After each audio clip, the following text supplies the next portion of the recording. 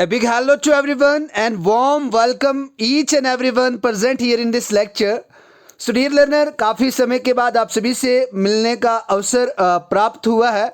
So I hope you all will be doing awesome because my health was not going so well and I took break so that I could be good and I could be healthy so that मैं आपकी lectures को continue कर पाऊँ. So now today onwards हमारी lectures फिर से continue हो रही है and I hope आप सभी ने अपने mindset तैयार कर दिया होगा because कल मैंने यहाँ पे टेलीग्राम चैनल के अंदर मैंने आपको इंडिकेशन दे दिया था कि कल से आपकी जो लेक्चर्स है वो सभी के सभी क्या होने वाली है, शुरू होने वाली है. सो डियर लर्नर, आज के इस लेक्चर के अंदर हम यहाँ पे एक इंपॉर्टेंट टॉपिक को कवर करने जा रहे हैं. आज से यहाँ से हम flora and fauna of Jammu and Kashmir के बारे में बात करेंगे. ये जो टॉपिक है flora and fauna of Jammu and Kashmir एक इंपॉर्टेंट टॉपिक माना जाता है. अगर आप बात करें, अगर Jammu and Kashmir service selection board examination point of view से बात करें या फिर अगर आप सेंट्रल लेवल एग्जामिनेशन की बात करें, इन सेंट्रल लेवल का कोई एग्जाम हो या फिर स्टेट लेवल के एग्जाम के लिए ये वाला जो टॉपिक है बहुत ज़्यादा इंपॉर्टेंट है क्योंकि इसके अंदर आज यहाँ पे आप flora of Jammu and Kashmir, उसके साथ साथ लद्दाख यूनियन टेरिटरी और उसके बाद यहाँ पे फना इन जम्मू एंड कश्मीर और इसी तरीके से आप लद्दाख यूनियन टेरिटरी के बारे में पता करने वाले हैं. आज के इस लेक्चर के अंदर हम यहाँ पे फ्लोरा के बारे में बात करेंगे. अब देखो यहाँ पे सबसे बड़ी जो कंफ्यूजन हो जाती है वो ये हो जाती है कि sir what is the actual meaning of flora and fauna. अब देखो यहाँ पे फना का, अगर फ्लोरा एंड फना का मतलब अगर आप सही तरीके से समझें तो देखो यहाँ पे जो फ्लोरा होता है इसका मतलब क्या होता है, फॉरेस्ट. क्या होता है इसका मतलब, यानी फॉरेस्ट या जिसको आप कहते हैं नेचुरल वेजिटेशन या इसको पेस्चर्स भी कहा जाता है. अगर आप कश्मीर के अंदर बात करें इसको मर्ग भी कहा जाता है. देन आफ्टर यहाँ पे बात करने वाले हैं, हम फना की बात करने वाले हैं. अब देखो फ्लोरा का मतलब फॉरेस्ट और फना का मतलब होता है यानी जो उसके अंदर जो एनिमल लाइफ होती है, यानी किसी पार्टिकुलर रीजन के अंदर जितने भी एनिमल्स रहते हैं उसकी बात करेंगे. जिसके अंदर आप बात किसकी करेंगे, आप बायोस्फीयर रिजर्व की बात करते हैं, नेशनल पार्क की बात करते हैं, उसके बाद वाइल्ड लाइफ सेंचुरीज की बात करते हैं. तो इन सभी की हम यहाँ पे बात करने वाले हैं. तो आज के इस लेक्चर के अंदर हम सिर्फ यहाँ पे फॉरेस्ट, इट मीन्स फ्लोरा के बारे में बात करने वाले हैं. In upcoming lecture, we will be talking about the fauna in Jammu and Kashmir Union Territory. Along with, we will also look forward with the Ladakh Union Territory. जो उसका फना होगा उसके बारे में भी हम बात करेंगे. तो सबसे पहले यहाँ पे विदाउट डिले हम शुरू करते हैं आज की लेक्चर. डियर लर्नर, सबसे पहले आपके मन में एक क्वेश्चन है कि सर फॉरेस्ट का मतलब क्या, नेचुरल वेजिटेशन होता है क्या? जी हाँ, आपने सही समझा. अगर आप बात करें नेचुरल वेजिटेशन की बात करें तो इस वाले फ्लोरा एंड फना को आप इस तरीके से भी एक नाम दे सकते हैं, natural vegetation and wildlife in Jammu and Kashmir. तो इस तरीके से आप यहाँ पे ये नाम दे सकते हैं कि natural vegetation and wildlife in Jammu and Kashmir. इसका भी सेम मतलब होता है flora and fauna in Jammu and Kashmir. तो इस तरीके से आप यहाँ पे जानने की कोशिश करें कि नेचुरल जो वेजिटेशन होता है, अगर इसकी डेफिनेशन अगर आपको अच्छे तरीके से जाननी हो, so what will be the definition of natural vegetation. So no need to be panic because I am here to make you understand and definitely I will try my best to make you understand so that आपको अच्छे तरीके से natural vegetation क्या होता है इसके बारे में आपको पता लग पाए. अगर आप बात करें नेचुरल वेजिटेशन की बात करें तो ये क्या रेफर करता है, इसी प्लांट की कम्युनिटी को रेफर करता है जो किसी यानी पार्टिकुलर एरिया के अंदर ग्रो करी जाती है. अगर बात करें या फिर वो कुदरती यानी नेचुरली या विदाउट ह्यूमन एफर्ट्स या विदाउट ह्यूमन एड के कारण ही वो क्या हो जाती है, उग जाते हैं. अगर बात करें कुछ ऐसे भी प्लांट्स होते हैं जो इंसान नहीं लगाते लेकिन वो कुदरती बन जाते हैं, लग जाते हैं, जो आपके एवरग्रीन फॉरेस्ट आ गया या डिसीडियस फॉरेस्ट आ गए, वो सभी यहाँ पे नेचुरली होते हैं. तो इसका मतलब यहाँ पे नेचुरल वेजिटेशन का मतलब है the plant that have not been grown by humans. जो पौधे यानी जो प्लांट्स यानी जो पेड़ यहाँ पे इंसानों के द्वारा नहीं उगाए गए हैं उन्हें हम यहाँ पे क्या कहते हैं, नेचुरल वेजिटेशन कहते हैं. अब देखो यहाँ पे आपके मन में क्वेश्चन बन जाता है कि सर चलो माना ये कि जो कुदरती पेड़ पौधे बनते हैं यानी जो पेड़ बनते हैं, ट्रीज बनते हैं, उनको हम यहाँ पे नेचुरल वेजिटेशन कहते हैं. लेकिन ऐसा तो नहीं है कि ह्यूमंस यहाँ पे कोई प्लांट्स नहीं लगाते हैं यानी प्लांटेशन नहीं करते. जी हाँ, ह्यूमंस भी यहाँ पे फॉरेस्टेशन करते हैं और अगर ह्यूमंस यहाँ पे प्लांटिंग करते हैं तो उसको क्या कहा जाता है, प्लांटेशन कहा जाता है. उसको क्या कहा जाता है, प्लांटेशन कहा जाता है. अब यहाँ पे बात करते हैं, अगर फैक्टर्स की बात करते हैं जो यहाँ पे नेचुरल वेजिटेशन को अफेक्ट करते हैं, इन ऐसे फैक्टर्स जो यहाँ पे नेचुरल वेजिटेशन को अफेक्ट करते हैं उनकी बात करें तो सबसे पहले रिलीफ का मतलब क्या होता है, और यहाँ पे क्लाइमेट. देखो रिलीफ का मतलब मैंने आपको बताया था एक पार्टिकुलर रीजन के अंदर वहाँ का क्या हैबिटेट, उसको आप रिलीफ कहते हैं, यानी वहाँ के उसके अंदर क्या जियोग्राफिकल कंडीशंस है, जियोग्राफिकल टर्म्स हैं। बात करें यहाँ पे अगर नेचुरल वेजिटेशन की बात करें, रिलीफ के अंदर उसकी लैंड जो होती है वो यहाँ पे नेचुरल वेजिटेशन को अफेक्ट करती है। अब किस प्रकार की वहाँ पे मिट्टी है, यानी किस किस्म की मिट्टी है, वो वहाँ के नेचुरल वेजिटेशन को अफेक्ट करती है। अगर देखो यहाँ पे क्लेई सॉइल हुई, लूमी सॉइल हुई, या कोई और दूसरी ब्लैक कॉटन सॉइल हुई, तो जो अच्छे तरीके से यहाँ पे प्लांट के ग्रोथ के लिए मानी जाती है, ये अच्छी मानी जाती है। या फिर क्रॉप्स के पर्सपेक्टिव से अगर हम देखें तो उस वाली सैंड सॉइल के अंदर वहाँ पे अच्छी क्रॉप्स यील्ड हो सकती है, अच्छी क्रॉप यहाँ पे सोन करी जा सकती है। लेकिन फिर भी यहाँ का जो टेरेन होता है, जो टोपोग्राफी होती है, वो नेचुरल वेजिटेशन के इस तरीके से, लैंड की बात करें, सॉइल की बात करें या एल्टीट्यूड की बात करें कि मेन सी लेवल से उसका हाइट क्या है, कितनी ऊंचाई पे वो ज़मीन है या वो रीजन है, तो उसके बेस पे भी यहाँ पे नेचुरल वेजिटेशन को अफेक्ट होता है और इसका अफेक्ट भी करता है। बात करें क्लाइमेटिक के हिसाब से बात करें, अब किस रीजन का क्या क्या टेम्परेचर रहता है, अगर आप जम्मू की बात करें, श्रीनगर की बात करें, लद्दाख की बात करें, so you will see the variations in temperatures and humidity.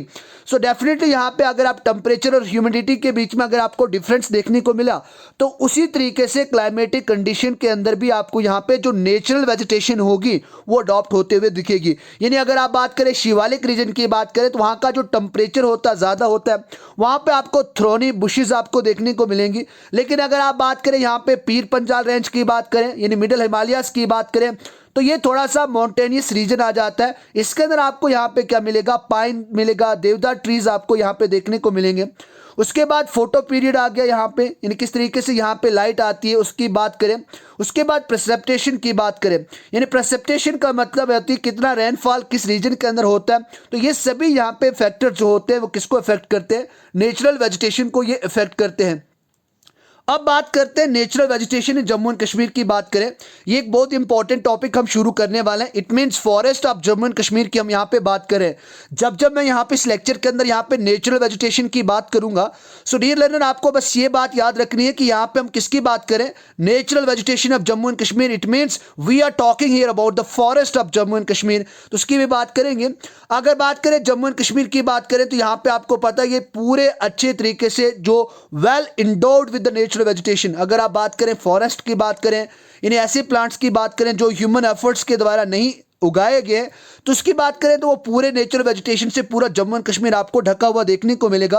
और इसके मैं इंपॉर्टेंट पॉइंट्स की भी बात करने वाला हूं जो आपकी करंट अफेयर्स के हिसाब से भी बहुत ज़्यादा इंपॉर्टेंट होने वाले हैं, इसीलिए बिल्कुल भी इस लेक्चर को आप मिस ना करें।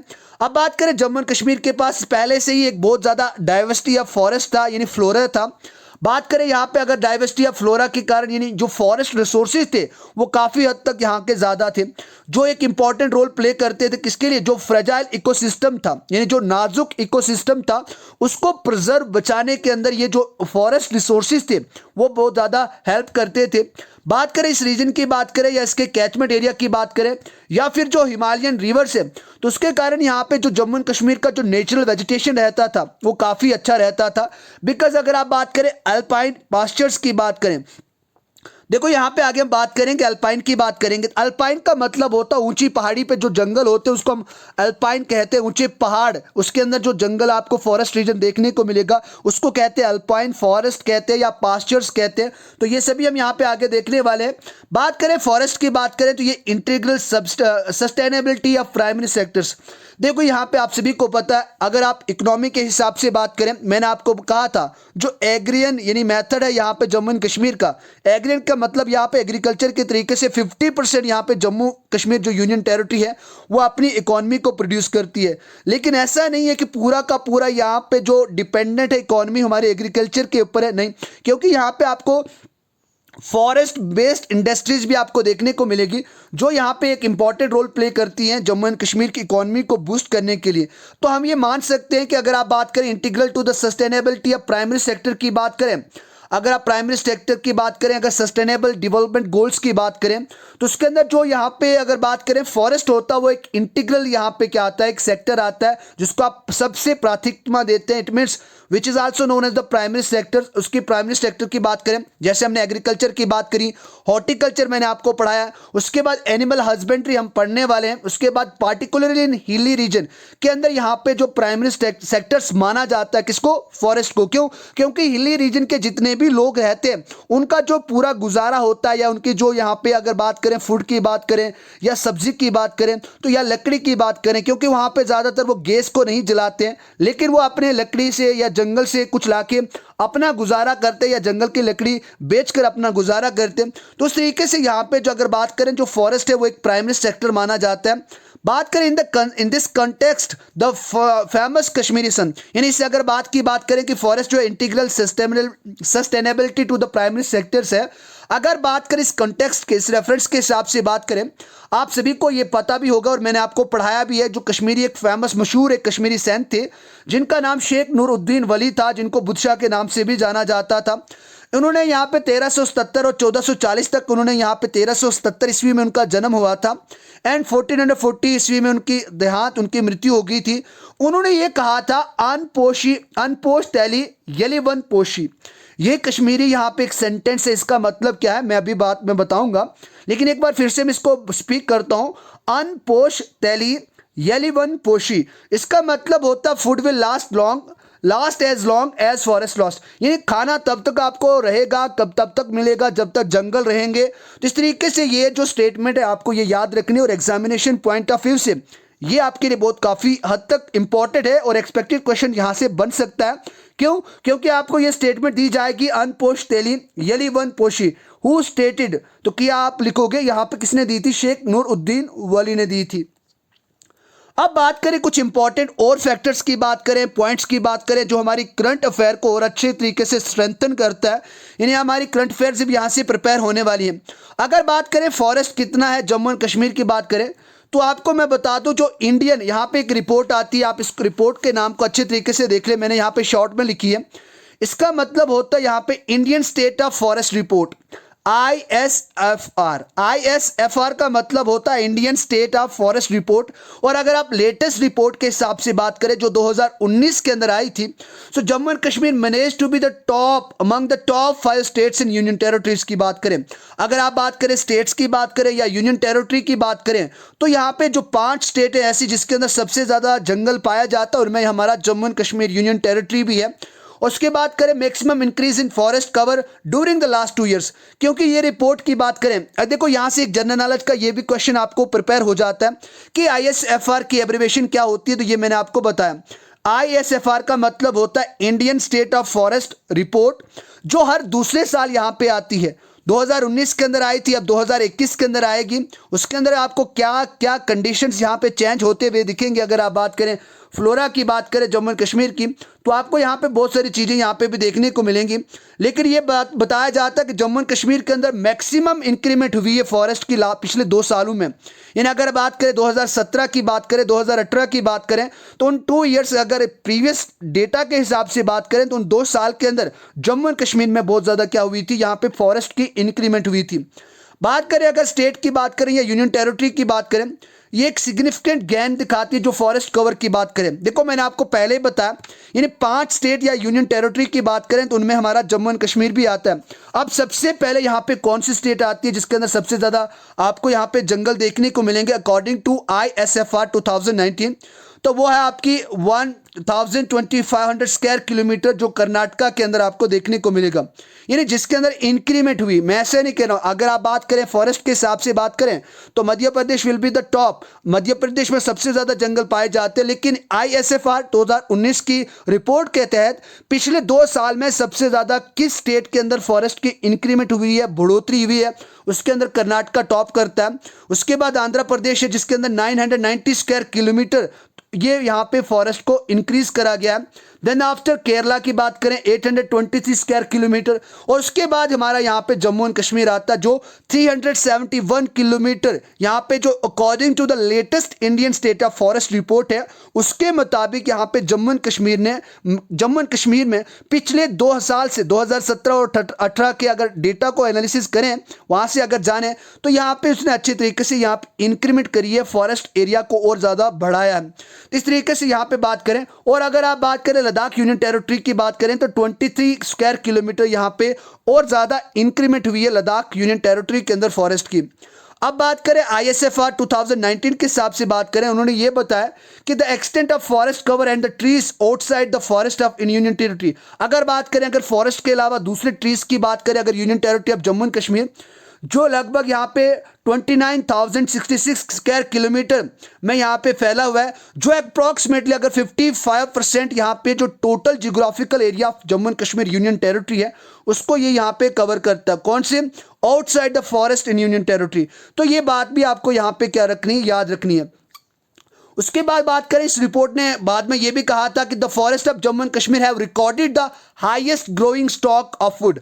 बात करें सबसे ज्यादा यहाँ पे लकड़ी की बात करें, जो हाईएस्ट ग्रोइंग स्टॉक वुड है, जो पर यूनिट एरिया आपको यहाँ पे किस स्टेट से देखने को मिलेगी, यूनियन टेरिटरी को देखने को मिलेगी, तो वो आपके Jammu and Kashmir union territory से आपको देखने को मिलेगी, जो लगभग यहाँ पे 144.16 क्यूबिक मीटर पर हेक्टर यहाँ से आपको देखने को मिलेगी। और ये भी रिपोर्ट कौन कहती है? ISFR 2019 रिपोर्ट कहती है। और अगर ये क्वेश्चन आपको पूछा जाता है, नेम द स्टेट और union territories which has recorded the highest growing stock of would per unit area, तो वो कौन सी है? जम्मू एंड कश्मीर कितनी है? 144.16 क्यूबिक मीटर पर हेक्टर। उसके बाद अगर आप बात करें टोटल कार्बन स्टॉक की बात करें, जो जंगलों से निकलता है, अगर टोटल कार्बन स्टॉक की बात करें, अगर यूनियन टेरिटरी के अंदर बात करें, जो ट्रीज आउटसाइड फॉरेस्ट, जो ट्रीज यहाँ पे जंगल से अगर बाहर में जंगल के अलावा जो ट्रीज है जो यहाँ पे माने जाते हैं, देखो सोशल फॉरेस्ट्री को बनाई जाती है, इस 390.20 मिलियन टन्स यहाँ पे आपको ये देखने को मिलेगा कि ये कार्बन स्टॉक को यहाँ पे प्रोड्यूस करती है। बात करें यहाँ पे 1430.73 million tons of carbon dioxide equivalent. अगर इन दोनों की अगर बात करें तो कार्बन डाइऑक्साइड की जो परसेंटेज है वो काफ़ी ज़्यादा देखने को मिलेगी, which is 5.48% of total forest carbon of the country. अब बात करें टोटल, अगर बात करें 100 में से जो 5.48 है, 5.48% जो कार्बन एमिशन से अगर कंट्री के डेटा के हिसाब से बात करें, वो खाली यहाँ पे कहाँ से आपको देखने को मिलेगा? जम्मू एंड कश्मीर से आपको देखने को मिलेगा। उसके बाद यहाँ पे आपको 42 फॉरेस्ट की टाइप्स आपको देखने को मिलेगी। अगर बात करें आप union territory of Jammu and Kashmir की बात करें, लेकिन लद्दाख की बात करें, तो इसके अंदर आपको लगभग 42 फॉरेस्ट यानी 42 टाइप के जंगल आपको यहाँ पे देखने को मिलेंगे, which are the highest in country. अगर बात करें सबसे ज़्यादा किसी कंट्री के अंदर, अगर अपनी कंट्री की बात करें, इंडिया की बात करें, तो उसके अंदर किसी स्टेट के अंदर अगर सबसे ज़्यादा यहाँ पे आपको टाइप्स ऑफ फॉरेस्ट देखने को मिलेगी, वो आपको जम्मू एंड कश्मीर और लद्दाख के अंदर देखने को मिलेगी। और ये क्या बनाती है? हमारे ecosystem of Jammu and Kashmir को कम्प्लेक्स बनाती है। और diversity of forest ecosystem in JNK भी इसी से आपको देखने को मिलेगी। उसके बाद बात करते हैं दो यूनियन टेरिटरीज की बात करें, हैव सो फॉर नोटिफाइड, अगर बात करें 15,912 स्क्वायर किलोमीटर। अब यहाँ पे एक देखो पैन करके कि यहाँ पे एक प्रोटेक्शन एरिया होता है, जिसको यहाँ पे आप पैन कहते हैं, पैन एरिया नेटवर्क। ये क्या करता है? जो प्रोटेक्टिव एरिया रहता है उसको आप पैन कहते हैं, विच इज़ 15.59%। वो कितना है? अगर आप पैन एरिया की बात करें जम्मू एंड कश्मीर के, अब what is the abbreviation of pan? Protection area network की बात करें तो वो लगभग यहाँ पे आपको 15.59 अप्रॉक्सीमेटली 15.6% आपको देखने को मिलेगा, जो total geographical area of Jammu and Kashmir union territory है। बात करें यहाँ पे अगर नेशनल पार्क की बात करें, तो यहाँ पे जम्मू एंड कश्मीर के अंदर आपको 5 नेशनल पार्क देखने को मिलेगी, जो अगले लेक्चर के अंदर हम बात करेंगे कहाँ पे ये लाई करती हैं, उसकी क्या क्या फीचर्स हैं, क्या क्या पॉइंट्स हैं। Then after 14 wildlife sanctuary यहाँ पे आपको देखने को मिलेगी। और उसके बाद यहाँ पे 35 कंजर्वेशन वेटलैंड रिजर्व्स आपको यहाँ पे देखने को मिलेंगे, जिनको हम अगले लेक्चर के अंदर बात करेंगे। अगर बात करें फॉरेस्ट स्टेट इंडियन रिपोर्ट के हिसाब से बात करें, जो प्रोटेक्टेड एरिया है जिसको PA भी कहा जाता है। अब बात करें इस दो यूनियन टेरिटरी की बात करें, एक तो Jammu and Kashmir union territory की बात कर लें, या फिर अगर आप लद्दाख यूनियन टेरिटरी की बात कर रहे हैं, is the highest in the country in terms of area. अगर आप एरिया के हिसाब से बात करें तो सबसे ज़्यादा जो एरिया है जिसके अंदर प्रोटेक्टेड एरिया आता है वो जम्मू एंड कश्मीर ही है। और कंट्री में सबसे ज़्यादा ये जम्मू एंड कश्मीर और लद्दाख यूनियन टेरिटरी के अंदर ही प्रोटेक्टेड एरिया है। ये कौन कहता है? जो इंडियन यहाँ पे स्टेट ऑफ फॉरेस्ट रिपोर्ट है उसके मुताबिक ये कहना है। बात करें जम्मू एंड कश्मीर की बात करें, which is nearly 10% of the countries PA network. देखो 100 में से यहाँ पे 10% खाली आपको जो PA एरिया है यानी प्रोटेक्टेड एरिया है वो आपको जम्मू एंड कश्मीर के अंदर देखने को मिलेगा। दूसरी बात यह है कि अगर जम्मू एंड कश्मीर की बात करें तो सबसे ज़्यादा यहाँ पे हाईएस्ट डाइवर्सिटी ऑफ हर्ब्स यहाँ पे आपको कंट्री के अंदर अगर किसी यूनियन टेरिटरी या स्टेट के अंदर आपको देखने को मिलती है तो वो आपके Jammu and Kashmir union territory के अंदर आपको देखने को मिलेंगी। तो ये सभी इंपॉर्टेंट पॉइंट्स डेटा जो था वो आपको याद रखना है, क्योंकि इन सभी इंपॉर्टेंट डेटा से आपका क्वेश्चन बन सकता है और एक्सपेक्टेड क्वेश्चंस तो आप यहाँ पे मान के ले लें। और मान के ले लें अगर आपको यहाँ पे फ्लोरा एंड फौना या natural vegetation and wild life के अंदर से कोई क्वेश्चन आया उसमें से जरूर ये पूछा जाएगा। उसके बाद यहाँ पे बात करें अर्बन फॉरेस्ट्री की बात करें। देखो यहाँ पे रूरल का मतलब होता जो गांव फार फ्लंग एरिया है, और अर्बन की बात करें, शहर की बात करें। अब शहर के अंदर जो फॉरेस्ट उगाए जाते हैं या फॉरेस्ट को बनाया जाता है, अगर बात करें इसके मेन ऑब्जेक्टिव की बात करें जो अर्बन फॉरेस्ट्री है, इसका ये सबसे बड़ा काम रहता है कि ये क्या करता है, जो इन्वायरमेंटल पोल्यूशन बनता है उसको रिड्यूस करने के लिए अर्बन फॉरेस्ट्री के ऊपर ज़्यादा ध्यान दिया जाता है। उसके बाद recreation and improving aesthetic values, जो एस्थेटिक वैल्यूज़ है उनको और बढ़ाने के लिए, दोबारा सेटल करने के लिए इसका यूज़ किया जाता है और अर्बन फॉरेस्ट्री के ऊपर ज़्यादा तवज्जो दी जाती है, ज़्यादा काम किया जाता है। अगर बात करें अर्बन फॉरेस्ट्री की बात करें, it involves raising and management of trees. इसके कारण से क्या करते हैं कि यहाँ पे जो ट्रीज है, खासकर अगर आप बात करें शहरों की बात करें, वहाँ पे इस प्रोसेस के थ्रू, इस अर्बन फॉरेस्ट्री के तहत यहाँ पे जंगलों को, ट्रीज को उगाया जाता है ताकि यहाँ पे जो लोग हैं उसको अच्छी तरीके से यहाँ का जो इन्वायरमेंट है वो मिल पाए। उसके बाद public and private on lands के अंदर यहाँ पे जो पेड़ पौधे हैं वो लगाए जाते हैं। और उसके बाद जो अराउंड अर्बन सेंटर्स, खासकर अगर आप बात करें जो सिटी के यहाँ पे सेंटर्स आपको देखने को मिलेंगे, उसके आसपास यहाँ पे आपको अर्बन फॉरेस्ट्री का जो नज़ारा है वो आपको देखने को मिलेगा। अब बात करें अर्बन फॉरेस्ट्री की बात करें, आपने देखा होगा सिटी के अंदर वहाँ पे आपको पार्क्स आपको देखने को मिलेगी। It also comes under urban forestry. अब यहाँ पे ग्रीन बेल्ट्स की बात करें, रोड साइड एवेन्यूज़ की बात करें, रिक्रिएशन पार्क्स की बात करें या वाइल्ड लाइफ पार्क्स की बात करें, जो यहाँ पे ज़्यादातर आपको अर्बन एरिया के अंदर आपको देखने को मिलेगी, वो किसके अंदर आती है, अर्बन फॉरेस्ट्री के अंदर आती है। उसके बाद बात करें यहाँ पे सोशल फॉरेस्ट्री की बात करें, और आप सभी ने इस टर्म को अच्छे तरीके से सुना भी होगा कि जो सोशल फॉरेस्ट्री है वो एप्टली डिस्क्राइब क्या करती है, यानी फॉरेस्ट ऑफ द पीपल, यानी लोगों का जंगल, बाय द पीपल लोगों के लिए, और फॉर द पीपल और लोगों का जंगल, लोगों के लिए और लोगों का। तो यहाँ पे आपको याद रखना है कि जो सोशल फॉरेस्ट्री का मतलब क्या है, forestry of the people, by the people, for the people end of the people, ये बात आपको याद रखना है। अगर बात करें यहाँ पे मैन थ्रेट की बात करें, देखो मैन ट्रस्ट की बात करें जो सोशल फॉरेस्ट्री के अंदर आपको देखने को मिलेगी, इसका क्या मेन ऑब्जेक्टिव है, वो है ये है कि reduce pressure on the traditional forest. अगर बात करें दूसरे, अगर आप मैन फॉरेस्ट की बात करें, अगर आप सब ट्रॉपिकल फॉरेस्ट की बात करें, हिमालयन फॉरेस्ट की बात करें, एल्पाइन फॉरेस्ट की बात करें, तो उनको यहाँ पे बचाने के लिए इन फॉरेस्ट को यहाँ पे उगाया जाता है, इनको प्लांटेशन करी जाती है ताकि यहाँ से आपको फ्यूल वुड आपको देखने को मिले, यानी फ्यूल वुड, या अगर आप बात करें फोडर की बात करें, या फिर आपको जंगल से घास आपको देखने को मिलेगा। और अगर आप बात करें सोशल फॉरेस्ट्री की बात करें तो इसको अपनी भाषा में आप नर्सरी भी कहते हैं, जिसके अंदर आप वेरियस टाइप ऑफ प्लांटेशन करते हैं। उस वहाँ से आप अपने जो गाय बैल या जो आपके जानवर होते हैं उनके लिए आप चारा लाते हैं, तो उस तरीके से वहाँ पर उनको फीड भी करवाते हैं। उसके बाद यहाँ पे एग्रो फॉरेस्ट्री की बात करें, एग्रो का मतलब यहाँ पे फॉरेस्ट्री जो है वो एग्रीकल्चर से रिलेट करती है। अब यहाँ पे बात करें एग्रो फॉरेस्ट्री का मतलब क्या है, अगर बात करें आप एग्रो फॉरेस्ट्री की बात करें कि involves the raising of trees and agriculture crops, तो ये यहाँ पे क्या करता है, यानी एग्रीकल्चर क्रॉप्स के साथ साथ यहाँ पे जो ट्रीज को उगाया जाता है वो एग्रो फॉरेस्ट्री के अंदर आता है। बात करें जहाँ पे आप क्या अपनी फसलों को उगाते हो, उसी लैंड पे आप यहाँ पे प्लांट्स को भी उगाते हो, और इसका जो एसोसिएशन रहता है वो बहुत ज़्यादा क्लोज रहता है। और इसीलिए यहाँ पे जो वेस्ट पैचेस बचते हैं अगर ज़मीन के अंदर, तो उसके अंदर यहाँ पे इन प्लांट्स को यूज़ किया जाता है, प्लांट्स के लिए यूज़ किया जाता है ताकि वो अपने इकोनॉमिकल हिसाब से भी अच्छे तरीके से प्लांटेशन कर पाएँ, फ्रूट्स को यील्ड कर पाएँ, और फ्रूट्स को आप सेल करके अपनी कंडीशन, जो फाइनेंशियल कंडीशन है, और उसको भी अच्छा कर पाएँ। अब बात करें this enables the farmer to get food.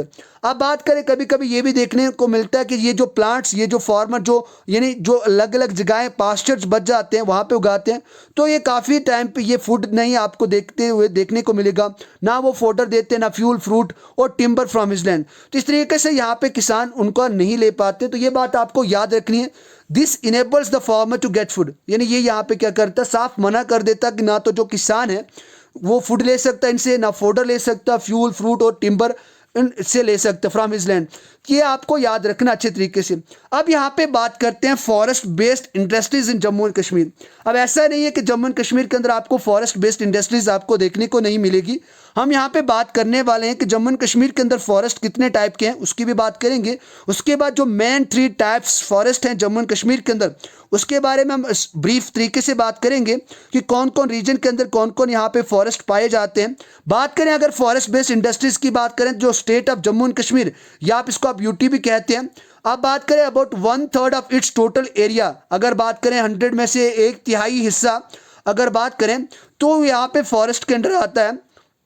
उसके बाद अगर बात करें most of the forest species की बात करें जो हायर एल्टीट्यूड्स पे लाई करती हैं, यानी बिलोंग करती हैं, उसमें से आप कॉन्फर्स की बात करें। उसके बाद लोअर एल्टीट्यूड्स की बात करें तो यहाँ पे आपको पाइन मिलेंगे, डिसीडियस ब्रॉड लीव्स ट्रीज आपको देखने को मिलेगी जो बहुत ज़्यादा प्रोमिनेंट माने जाते हैं। तो इसका मतलब यहाँ पे हाई एल्टीट्यूड्स के ऊपर आपको कॉन्फ्यूरियस फॉरेस्ट आपको देखने को मिलेगा। और अगर आप बात करें यहाँ पे किसकी बात करें, डिसीडियस ब्रॉड लीव्स की बात करें, तो वहाँ पे आपको कहाँ पे जो लोअर एल्टीट्यूड्स होते हैं, जैसे अगर आप बात करें शिवालिक की बात करें, मिडिल हिमालयाज की बात करें, तो वहाँ पे आपको देखने को मिलेंगी। उसके बाद ये फॉरेस्ट क्या प्रोवाइड करते हैं, देखो यहाँ पे इंडस्ट्रीज किस तरीके से बनाई जाती है। अगर आप इंडस्ट्रीज की बात करते हैं तो इंडस्ट्रीज क्या मतलब ये है कि अगर आपको रॉ मटेरियल किसी चीज से मिलता है, और सेम उसी तरीके से अगर आप एग्रीकल्चर की बात करें, जो फॉडर क्रॉप्स होती हैं वो यहाँ पे आप रॉ मटेरियल इंडस्ट्रीज को प्रोवाइड करती है। तो सेम उसी तरीके से जो जम्मू एंड कश्मीर के जो फॉरेस्ट हैं वो ये क्या करते हैं, जो इंडस्ट्रीज बेस्ड किस पे हैं, फॉरेस्ट पे, जंगलों पे, उनको रॉ मटेरियल प्रोवाइड करती है। बात करें यहाँ पे पेपर के लिए पल्प या मैच बॉक्स की बात करें, डेलिकेट की बात करें, डेलिकेट बॉक्सेस, स्पोर्ट्स की बात करें, जैसे आप क्रिकेट बैट्स की बात करें, या दूसरे कुछ इक्विपमेंट्स बनाने के लिए यहाँ पे लकड़ी का काम लिया जाता है, फर्नीचर हो या फिर जॉइनरी की बात करें, खिलौनों को, टॉयज की बात करें, आर्टिफैक्ट्स की बात करें, या डेकोरेशन पीसेस की बात करें, तो ये सभी यहाँ पे आपको एग्रो बेस्ड इंडस्ट्रीज आपको देखने को मिलेगी। जो एग्रीकल्चर के अंदर जो प्लांट्स होते हैं वहाँ से भी ली जाती है, या फिर बात करें फॉरेस्ट से भी इनको लिया जाता है। और develop in the valley of Kashmir, अगर आप बात करें ज़्यादातर ये सभी के सभी जो फॉरेस्ट हैं जो रॉ मटीरियल प्रोवाइड करते हैं, ये आपको ज़्यादातर आपको वैली ऑफ कश्मीर के अंदर ही देखने को मिलते हैं। अब यहाँ पे बात करते हैं फॉरेस्ट इस तरीके से बात करते हैं जो रिसोर्सेज, अगर बात करें indispensable for human beings and have played the most significant role, बात करें जहाँ से अगर आप बात करें इकोनॉमी की जनरेशन होती है या प्रोड्यूस होती है, ऐसे इंडस्ट्रीज या बेस्ड इंडस्ट्रीज की बात करें जो फॉरेस्ट के ऊपर निर्भर हैं। आप बात करें इको टूरिज्म की बात करें, टर्पिटाइन एंड रेजिन इंडस्ट्री की बात करें, कश्मीर विलो इंडस्ट्री की बात करें जिससे आपके क्रिकेट के बैट आपको बनते हुए देखने को मिलते हैं, जॉइनरी की बात करें, प्लाई की बात करें, या दूसरे वुड बेस्ड इंडस्ट्रीज की बात करें। उसके बाद यहाँ पे फार्मास्यूटिकल्स की बात करें, उसके बाद लेदर इंडस्ट्री की बात करें, उसके बाद मैच फैक्ट्री की बात करें, फर इंडस्ट्री की बात करें, या चारकोल इंडस्ट्री की बात करें, तो ये सभी के सभी जो इंडस्ट्री हैं ये फॉरेस्ट बेस्ड इंडस्ट्रीज हैं। तो ये आपको याद रखना है। अब यहाँ पे उसके बाद बात करते हैं आपको यहाँ पे जम्मू एंड कश्मीर के अंदर, देखो सबसे मेन क्वेश्चन आपका यहाँ से बन जाता है। अब यहाँ पे आपका ये क्वेश्चन बनेगा कि सर कितने टाइप के फॉरेस्ट आपको जम्मू एंड कश्मीर में देखने को मिलते हैं। देखो मैंने यहाँ पे बताया था, अगर आप बात करें सेकेंडरी पर्सपेक्टिव के हिसाब से बात करें तो लगभग आपको यहाँ पे जम्मू एंड कश्मीर और लद्दाख यूनियन टेरिटरी के अंदर 42 यानी 42 किस्म के यहाँ पे आपको जंगल देखने को मिलेंगे। लेकिन अगर मैन यहाँ पे टाइप्स की बात करें तो जनरली 3 है, लेकिन मैं यहाँ पे आपको 5 तरीके से बता रहा हूँ। The 5 forest type found in Jammu and Kashmir, उसमें सब ट्रॉपिकल ड्राई एवरग्रीन फॉरेस्ट आ जाता है, हिमालयन मोस्ट टेम्परेट फॉरेस्ट आ जाता है, हिमालयन ड्राई टेम्परेट फॉरेस्ट आ जाता है, सब ट्रॉपिकल पाइन एंड सब एल्पाइन फॉरेस्ट आ जाता है, और उसके बाद यहाँ पे एल्पाइन फॉरेस्ट आ जाता है। एक तो आ गया, अगर मेन बात करें सब ट्रॉपिकल की बात करें, दूसरा यहाँ पे आपका हिमालयन मोस्ट टेम्परेट फॉरेस्ट और हिमालयन ड्राई टेम्परेट फॉरेस्ट, ये आपका दूसरा फॉरेस्ट आ गया। उसके बाद सब ट्रॉपिकल पाइन एंड सब अल्पाइन फॉरेस्ट की बात करें तो ये आपका तीसरा, और एल्पाइन फॉरेस्ट की बात करें तो ये यहाँ पे आपके 3 मेजर आपको यहाँ पे फॉरेस्ट देखने को मिलेंगे। लेकिन अगर आप इसको और ज़्यादा ओपनली लिखें तो आपके 5 यहाँ पे मेन जो फॉरेस्ट हैं वो फाउंड करे जाते हैं Jammu and Kashmir union territory के अंदर। अब यहाँ पे बात करते हैं सब ट्रॉपिकल फॉरेस्ट कौन कौन से रीजन के अंदर जम्मू एंड कश्मीर के अंदर लाई करता है।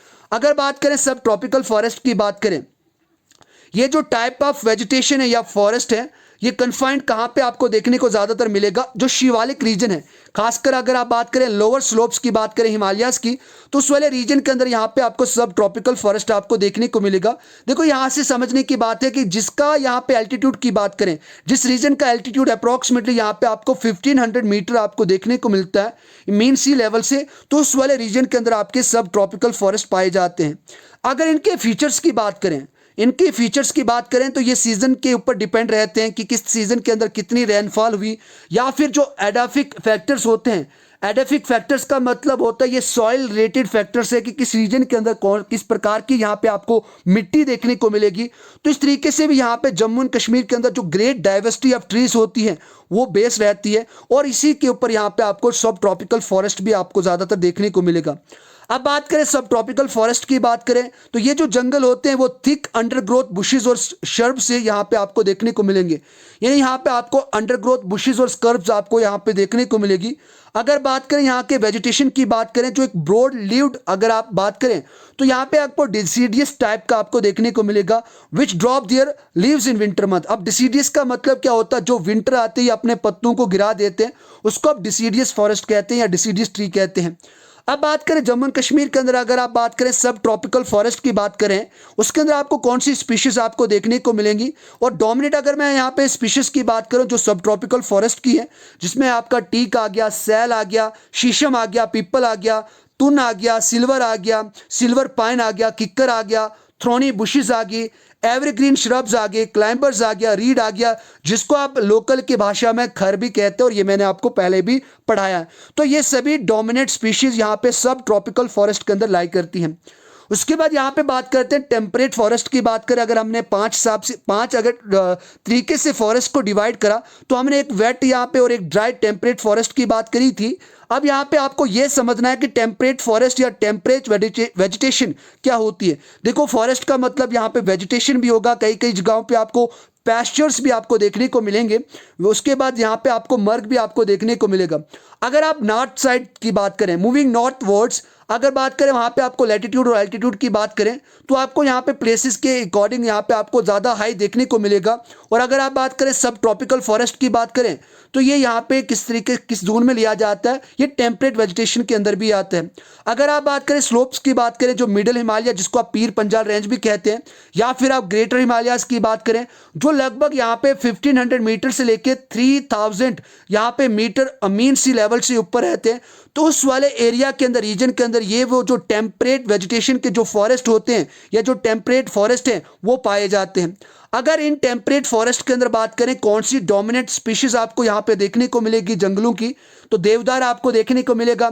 अगर आप बात करें किश्तवाड़ की बात करें, डोडा की बात करें, रामबन की बात करें, तो वहाँ पे ज़्यादातर आपको यहाँ पे देवदार पाइन ट्रीज आपको देखने को मिलेंगे, सिल्वर फिर आपको यहाँ पे देखने को मिलेगा, स्प्रूस ट्रीज आपको यहाँ पे देखने को मिलेंगे, फिर आ गया इल्म आ गया, सीडर आ गया और हेजल, ये सभी डोमिनेंट स्पीशीज आपको यहाँ पे टेम्परेट फॉरेस्ट के अंदर देखने को मिलती है।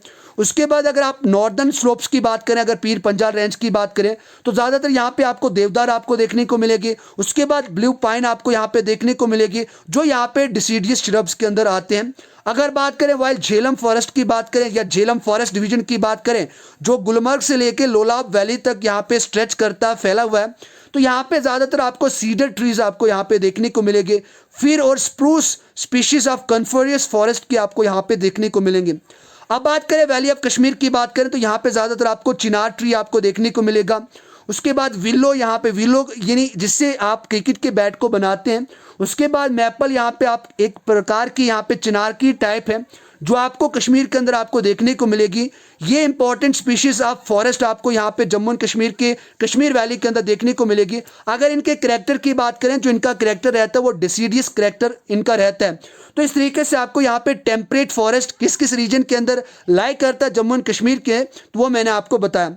उसके बाद यहाँ पे बात करते हैं एल्पाइन फॉरेस्ट की बात करें। देखो मैंने आपको शुरू में बताया था एल्पाइन का मतलब होता है ऊंचे पहाड़ों के ऊपर जो जंगल रहते हैं उनको आप एल्पाइन फॉरेस्ट कहते हैं, या फिर पास्चर्स भी कहते हैं, वेजिटेशन या मर्ग, तो ये फॉरेस्ट के ही दूसरे साइनोमियंस हैं।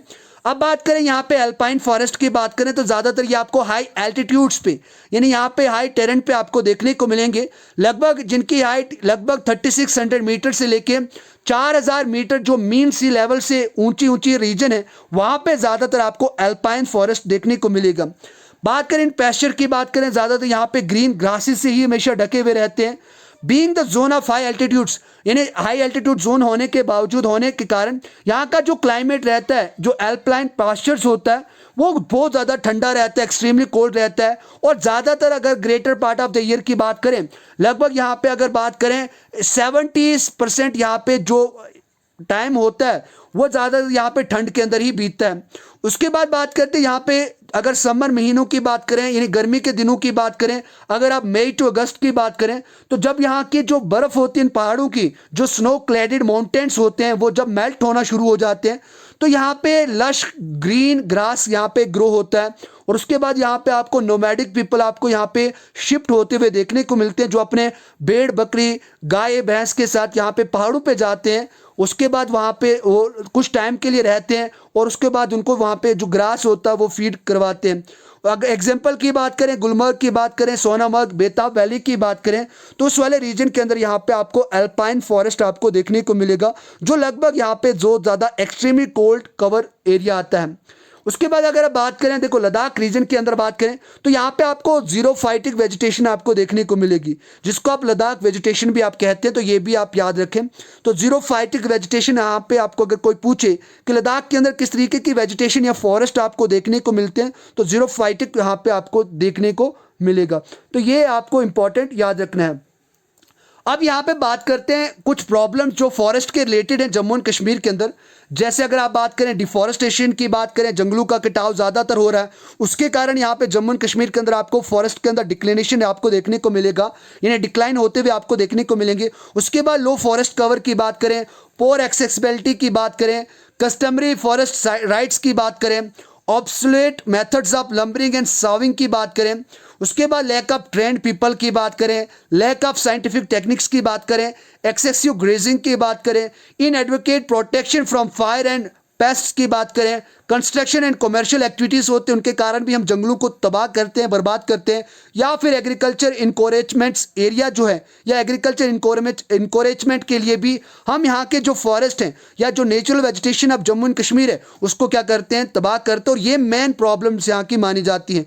तो मैंने यहाँ पे कुछ यहाँ पे आपको 10 से 12 यहाँ पे मेन प्रॉब्लम्स बताई हैं, यही आपको याद भी रखनी है। जम्मू कश्मीर के अंदर अगर आप फॉरेस्ट प्रॉब्लम्स की बात करें तो डिफॉरेस्टेशन आ गया, पोर एक्सेसिबिलिटी आ गई, एक्सेसिव ग्रेजिंग आ गया, उसके बाद inadequate protection from fire and pest आ गए। तो ये सभी आपको एक बार माइंड में याद रखना है। अब यहाँ पे इंपॉर्टेंट वाइल्ड लाइफ स्पीशीज की बात करें तो ऐसा तो नहीं है कि जम्मू एंड कश्मीर के अंदर यहाँ पे आपको इंपॉर्टेंट वाइल्ड लाइफ स्पीशीज की बात नहीं है।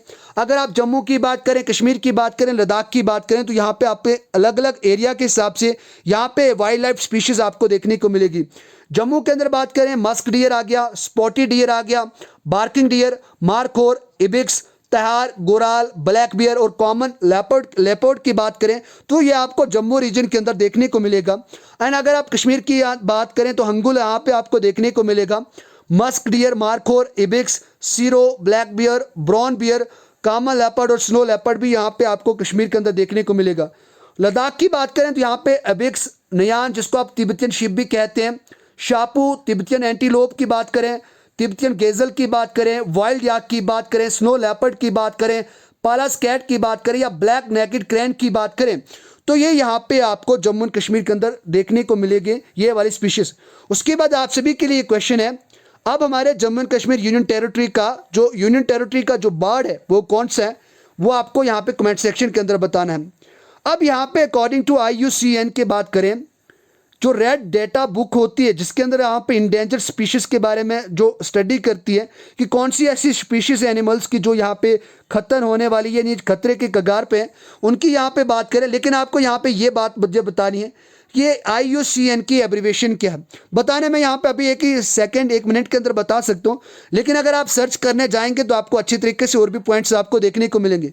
अगर आप बात करें मस्क डियर जो यहाँ पे जम्मू कश्मीर और लद्दाख के अंदर पाए जाते हैं, ये इनका जो स्टेटस है वो बहुत ज़्यादा इंडेंजर्ड है। यानी इनकी जो अगर बात करें यहाँ पे इनके जो परसेंटेज की बात करें या मात्रा की बात करें तो वो दिन ब दिन आपको कम देखने को मिलेगी। स्नो लेपर्ड भी यहाँ पे जम्मू एंड कश्मीर लद्दाख के अंदर आता है, ये भी इंडेंजर स्टेटस के अंदर आता है। ब्राउन बियर की बात करें जम्मू एंड कश्मीर और लद्दाख के अंदर, ये भी इंडेंजर स्टेटस के अंदर आता है। मार्कोर की बात करें, इबिक्स की बात करें, तहार की बात करें, गोल्डन ईगल की बात करें, हंगुल की बात करें या कॉमन लेपर्ड की बात करें, तो ये सभी आपको यहाँ पे जो इंडेंजर और क्रिटिकल इंडेंजर स्पीशीज के अंदर आपको देखने को मिलेंगे। उसके बाद यहाँ पे चियर पीजेंट की बात करते हैं, ये भी इंडेंजर स्पीशीज के अंदर आता है।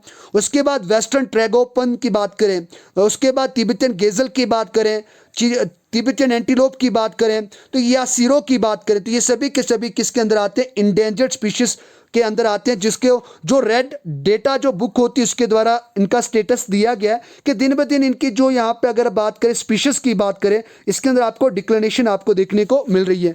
तो ये इंपॉर्टेंट यहाँ पे जो डेटा है वो भी आपको याद रखना है। अब बात करें फॉरेस्ट पॉलिसी की बात करें जो जम्मू एंड कश्मीर के अंदर अडॉप्ट करी गई है। अगर आप फॉरेस्ट पॉलिसी की बात करें जम्मू एंड कश्मीर के, तो यहाँ पे जो कंजर्वेशन ऑफ जो फॉरेस्ट है उसके ऊपर ज़्यादातर ध्यान दिया गया, ताकि अगर आप फॉरेस्ट को अच्छे तरीके से बचाएं तो डेफिनेटली आप यहाँ के जो फॉरेस्ट के अंदर जो एनिमल्स रहते हैं या जो लिविंग्स हैं उनको भी आप बचा सकते हैं। कंजर्वेशन ऑफ बायोडाइवर्सिटी और नेचुरल हैबिटेट्स को बचाना है अगर आप बात करें जो फॉरेस्ट पॉलिसी है जम्मू एंड कश्मीर की, क्योंकि इसके कारण आप नेचुरल फॉरेस्ट को बचा पाओगे और इसी तरीके से आप vast variety of flora and fauna को भी अच्छे तरीके से प्रिजर्व कर पाओगे। उसके बाद रिहैबिलिटेशन ऑफ डिग्रेडेटेड फॉरेस्ट, जो जंगल तबाह हो चुके हैं उनको दोबारा से यहाँ पे प्लांटेशन करना, उसके अंदर एफॉरेस्टेशन प्रोसेस को अप्लाई करना ताकि उसको दोबारा से रिहैबिलिटेट करा जाए। उसके बाद poverty alleviation by meeting livelihood needs, बात करें जंगलों के कारण से यहाँ की जो पॉवर्टी है, जो गरीबी है, उसको कहीं ना कहीं अपलिफ्टमेंट मिलती है ताकि वो जो गरीबी के अंदर जो लोग रहते हैं वो भी बाहर निकलें, जंगलों की हेल्प से वो अपनी ज़रूरतों को या जो डिपेंडेंट कम्युनिटीज़ हैं जो फॉरेस्ट के ऊपर डिपेंड रहती हैं वो भी अच्छे तरीके से अपने लिवलीहुड को में ले पाएँ या जी पाएँ। उसके बाद extending tree cover outside forest, जंगलों के अलावा भी हमें दूसरे फॉरेस्ट को लगाना चाहिए ताकि वो जो प्रेशर्स है जो अगर नेचुरल फॉरेस्ट के ऊपर जो डिमांड रहती है, अगर बात करें कुछ डिपेंडेंट कम्युनिटीज़ होती हैं जो जंगल के ऊपर डिपेंड रहती है, तो उनकी जो यहाँ पे नीड्स होती है उनको भी फुलफिल करा और जो सप्लाई ऑफ फॉरेस्ट प्रोड्यूस है वो उसको और इनरिच कर पाएँ। उसके बाद चेकिंग डेंडुरेशन एंड सॉइल इरोजन के लिए भी यहाँ पे आपको प्लांटेशन की बहुत ज़्यादा ज़रूरत होती है और अगर आप फॉरेस्ट अच्छे तरीके से अगर आप लगाते हैं, अगर फॉरेस्ट अच्छे तरीके से हुआ तो डेफिनेटली वहाँ पे जो आपको सॉइल इरोजन का जो यहाँ पे आपको एक कॉज देखने को मिलता है वो आपको यहाँ पे देखने को नहीं मिलेगा। और उसके बाद जो वाटरशेड मैनेजमेंट है उस टेक्निक्स या प्रैक्टिस को भी यहाँ पे जम्मू एंड कश्मीर स्टेट जो पॉलिसी है फॉरेस्ट के रिलेटेड उसके अंदर ये रखा गया है। उसके बाद बात करें यहाँ पे maintenance of health of the forest vegetation, अगर बात करें जंगलों की वेजिटेशन की बात करें या फॉरेस्ट सॉइल की बात करें तो उसको भी अपलिफ्टमेंट के लिए यहाँ पे एक प्रोटोकॉल बनाया गया है। उसके बाद यहाँ पे मिटिगेशन, यानी अगर कभी भी कोई नेचुरल कैलामिटी आ जाती है उसके बाद वहाँ पे जंगलों को और अच्छे तरीके से किस तरीके से ग्रो करा जाए या फिर यहाँ पे अडॉप्टेशन किस तरीके से करी जाए जंगलों की जो क्लाइमेटिक बेसिस पे यहाँ पे रहती है, उसके लिए भी यहाँ पे इस वाले जो forest policy in Jammu and Kashmir है उसके ऊपर आपको ज़्यादातर ये पॉइंट्स आपको देखने को मिलेंगे। उसके बाद मैंने आपको कहा कि रिड्यूसिंग प्रेशर ऑन फॉरेस्ट, बात करें यहाँ पे अगर जंगलों के ऊपर जो यहाँ पे प्रेशर पड़ता है, क्योंकि अगर आप बात करें जंगलों का कटाव करेंगे अगर अपने जो बेसिक रिक्वायरमेंट्स है उनको फुलफिल करने के लिए, तो कहीं ना कहीं जो यहाँ पे आपके जो मेन फॉरेस्ट हैं वो आपको यहाँ पे किस तरीके से एक डिफॉरेस्टेशन प्रोसेस वहाँ पे अप्लाई होगा, आपके जंगल कम होंगे, देन डेफिनेटली जो आपकी नीड्स जो जंगलों से पूरी की जाती है वो भी दिन ब दिन आपको बढ़ेंगी। उसके बाद यहाँ पे बात करें यूटिलाइजेशन ऑफ नेचुरल रिसोर्सेज, ताकि अगर आप नेचुरल रिसोर्सेज की अगर अच्छे तरीके से आप इंप्लीमेंटेशन या यूटिलाइज करना चाहते हैं तो you will have to just grow forest, आपको यहाँ पे जंगलों को और उगाना होगा, देन आफ्टर आप उसके अच्छे तरीके से यूटिलाइजेशन कर पाते हैं।